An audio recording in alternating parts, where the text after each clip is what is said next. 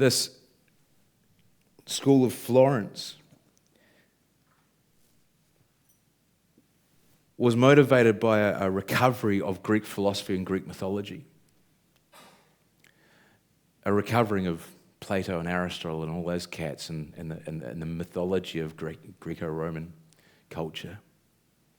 And what they did was they took the mythology and they allegorized it, so that they started using these Greek mythologies and Roman mythology as an allegory for our lives today. And so you see the likes of Albert Camus, for example, writing The Myth of Sisyphus. Well, that idea of the allegory is picked up by the psychoanalysts influenced by Carl Jung, where the allegory becomes the archetype. The allegory becomes the archetype. So Florence leads directly to Jung. Do any of you know who Jung's greatest student was? Other way around. Joseph Campbell.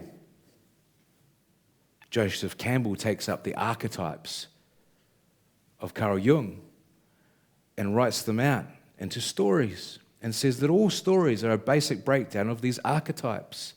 Does anyone know who Joseph Campbell's greatest student is? George Lucas. Star Wars. Use the Force, Luke. Star Wars is an allegory built on the archetypes taught by Joseph Campbell, who got the archetypes from Carl Jung, who took his ideas from the Florence school in their allegories. And so we see Star Wars. Luke on the Millennium Falcon in the early parts of the film, training to use his lightsaber. He's got a helmet on so he can't see, so his five senses are diminished and he can't see the world around him. And Obi-Wan says to him, use the Force, Luke. Reach out with your feelings. At the end, the great scene where the Death Star blows up, what does Luke do? He turns off the targeting computer. Trust your feelings, Luke. Use the Force. The entire universe of Star Wars is built around this philosophy which comes to us through Florence. And so it enters pop culture. And we all become influenced it. I was born the same year Star Wars was released, 1977. It's been a part of the fabric of my life, my entire life. Know the story well. Again, not the modern stuff that they make, which is dross. The original trilogy. Wow. The first two films, Return of the Jedi. Talk about rehash. let's reheat this story and push it out with some great marketing of small cuddly teddy bears. We can sell lots of merch on that. Anyway, I digress. And so you see, the Florence school leads to Jung.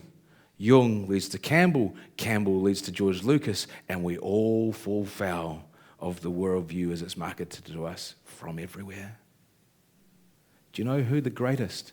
Well, greatest. Do you know who the most popular proponent of the Jungian archetype is today? Do you know? You're about to. Jordan Peterson. Jordan Peterson is a Jungian psychologist. Jordan Peterson teaches the Bible as allegory. He won't commit to whether those stories are true or not because he's a Jungian psychologist. And he's affecting masses, millions of people around the world with Jungian psychology under the guise of Christianity.